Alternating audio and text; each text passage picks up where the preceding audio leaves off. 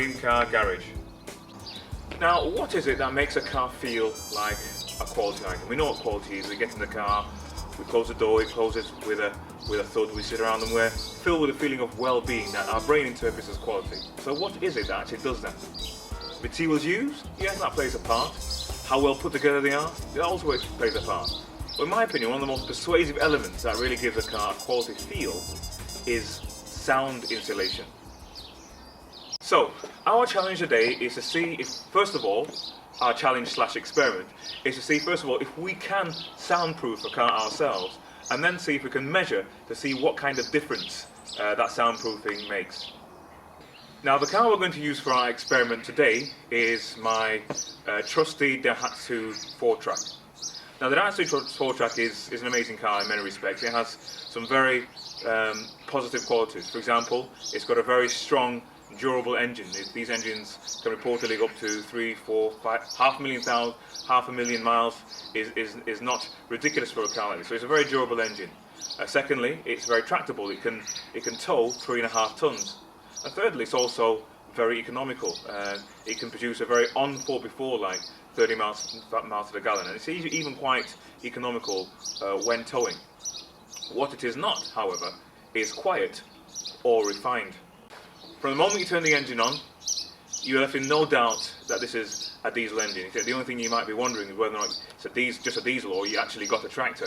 It settles down a little bit once on the run, and you can get used to the sound, of course, but it isn't a quiet car by any means, and that can sometimes affect the feeling of quality that the car gives. Now, it's a very quality item because it's very durable. Everything on it works and works for a long period of time, but sometimes the tinny sound of things and the core sound of the engine can, it can make you feel like it's not a quiet car. So what we're going to do today, we're going to give soundproofing this car a real go. Now, soundproofing can come in many guises. It starts at the expensive and ends at the ridiculous in many cases. There are many companies out there that will soundproof your car for a good few £100s. So today I'm going to use none of them.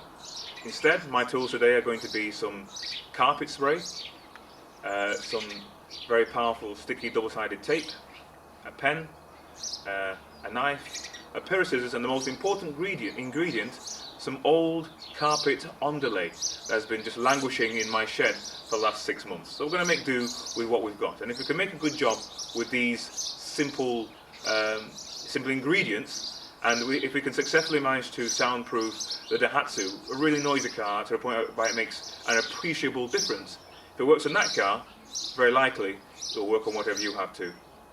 So, buckle up for the ride. I'm going to take you through the process step by step, and we'll see what happens. Alright, here we are with our trusted Daihatsu. A good, solid, honest 4x4 can go over mountain hills and dales and everything. It's a fantastic car in many respects. So, but I've said it's a noisy car. So let's kind of just initially get a feel for how noisy we're talking about. Then we'll look at the engine bay to see, first of all, where a lot of the sound is emitting from, and then that'll give us a good idea of where we can start by deadening some of the sound we have inside the car.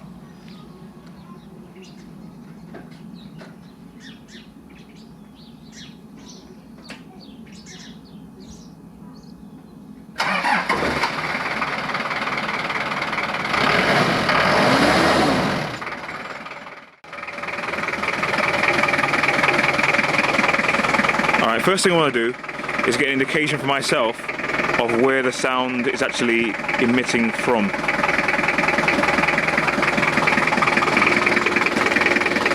Now, a good amount of it I can hear coming directly out of the radiator.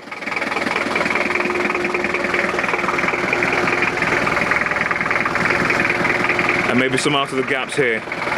But a lot of the sound from the outside seems to be coming from the radiator. Now, the car's stationary, so clearly the sounds, you're not getting any roid noise or anything now, so this is just all engine noise. Once the car's on the move and you get roid noise into it, then that's something else.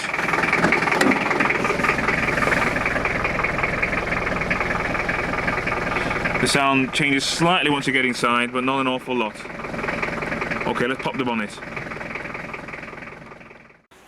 Now, if we look under here, we see that there is kind of some soundproofing, but it's very, very thin. But the good thing is, what we can do is that if we take these out, we can use this as a template to use to cut out some additional soundproofing that we can try and fit in underneath this, as long as we leave clear enough holes for the clips. Okay, before I spend the best part of 2-3 hours trying to insulate the engine bay of the car, I want to see if insulation will make even a bit of difference, so I don't waste my time.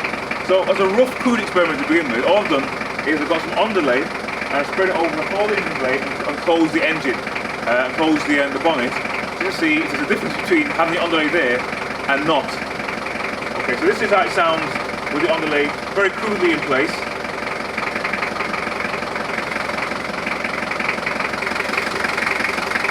And this is it without. So even with a rough experiment, you can tell there's a pretty big difference between this and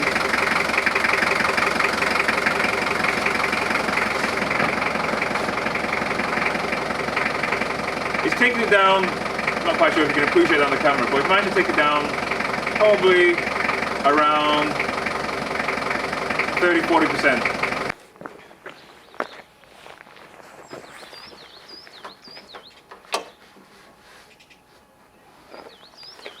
These are the clips. I'm going to clip each one of them out. Right, we've taken all the little clips out that were holding this little bit of soundproofing in. This is the soundproofing that was in it. As you can see, it's pretty thin. It's a bit like a kind of a, well, it's underlay in a way, sort of a very thin compressed form of underlay. It's like a thick felt, and that's what we had underneath here. And then there, that's just the car itself.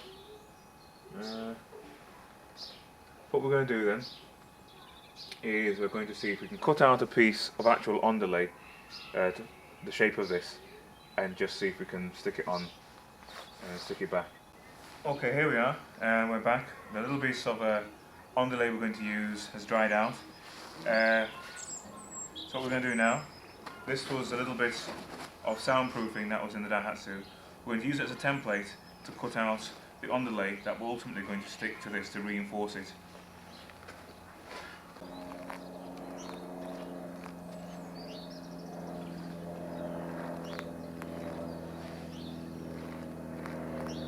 Okay, this was a template we started off with. This was what was currently in the car. It's a pretty thin piece of sort of felt. So what we've done, using this as our template, we've cut out a bit of underlay, which is, as you can see, is a lot more substantial. And what we have to do now is basically stick this to the inside of that, basically making the initial soundproofing twice as thick. That's our starting point, and then from there we'll see what else we can do, where else we can put some soundproofing to maybe dull the sound a little bit. Alright, we're on for, let's call it phase 2 of the job. So the first part, we've cut out a template. This is our original template, so we're going to stick our additional underlay backing onto the original soundproofing. Now to do that, I'm going to use a product called Stick 2 by Everbuild. It's a product used by carpet fitters when they're spraying to fit carpet, so hopefully this will be sufficient. It's a contact adhesive.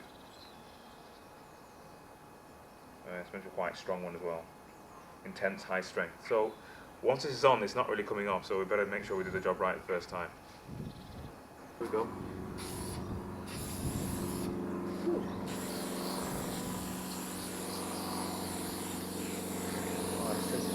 Looks like a Spider-Man's web. Woo.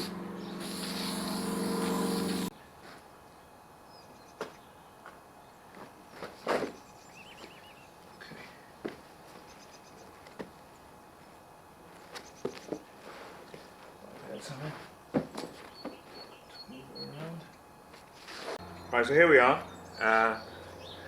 The first phase of the project complete. We've taken the original underlay and we've reinforced it, or almost doubled its thickness, by use of some underlay. So as you see, it's a perfect fit. We stuck it down just to keep it in place pretty much with carpet glue. It has got tacks additionally, so I don't have to worry about it doesn't stick perfectly. But so far, quite a nice job. what we're doing now is just quite simply fitting the original bit of soundproofing back on now. The only real difficulty rating at the moment is the fact these clips are a little bit fiddly to get back in to their original holes. They're sort of spring loaded, so you have to maybe close them together with pliers in order for them to fit back into their hole before they expand. But apart from that, so far quite a simple, straightforward job. So here we are, first stage complete. The original soundproofing is back in. As you can see, behind the soundproofing is the additional soundproofing that we put in. But it's all fit back and it looks back to complete standard. But looking around the engine bay now, that covers the main part here because most of the noise is coming from a central unit here. So that would help absorb some of that noise. But as you can see around, there's still an awful lot of bare metal. And in particular, I want to have a go at seeing what I can do about the shut lines. Okay, so a little while later now, and we've pretty much finished all the soundproofing that we're going to do. And now this is really just an experiment, not so much something that you have to go and copy, or maybe you could try yourself with different materials, but just to get an idea to see what difference soundproofing actually makes to an engine. So what I'm going to do, I'm going to give you a little bit of a closer look and talk you through exactly how I've done what I've done. Then we'll turn the engine on and see if we can hear or determine even a difference. Right, we're going closer in now. First of all, just by way of a recap, the first thing we did was took off the existing soundproofing, which is a little thin felt layer there, and we put some underlay underneath it. You can just about see where my finger is there. You can see the underlay we put under there.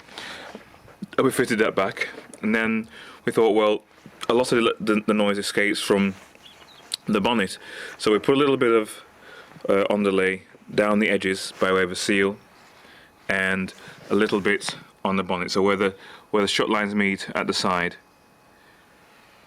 there's just a little bit there, and again on the other side there.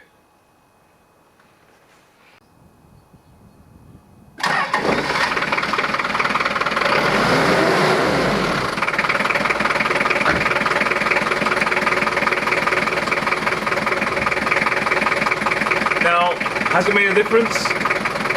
Yes, it has.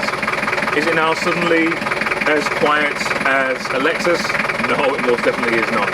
I mean, although we managed to mute a lot of the sound, maybe some of that you'll only really hear or feel the difference when you're actually driving, but a lot of the sound is still managing to come predominantly out the front. But we've managed to take away a lot of the sound from out the side and from the bonnet. So it's muted. It's taken the sound down by about, I think 35% is a little bit generous. I'm going to say maybe by about 30%. But you should feel that a bit more on, for example, the motorway when the engine quietens down at a cruise. So for a first attempt to soundproof a car, that's not bad. You can go one step further, take the interior out, line the floor and the sides, and put the interior back in, and that soundproofs it from the road noise. But in terms of the engine sound, I think it's not a bad first attempt. It's taking some of the sound down a little bit, but I think if you were going to really do this from a manufacturing point of view, you'd have to be a lot more extensive with how you manage to match the sound of the engine. But Dreamtime Garage marks out of 10. Well, I think I really like the idea of this. I think it's quite a neat job inside. In terms of whether or not it's actually managed to soundproof the car, marks out of 10. I'm going to be honest and say about 6.5, maybe 7 marks out of 10. I think if I had better materials and we had more time, and we could pretty much cold the engines more extensively, we could probably take the sound down a little bit more. But for a first attempt, using materials we had lying around, I'm going to say 6.5, maybe 7 out of 10. So that's it for me. I'm going to sign out now. And remember, don't just dream it, drive it.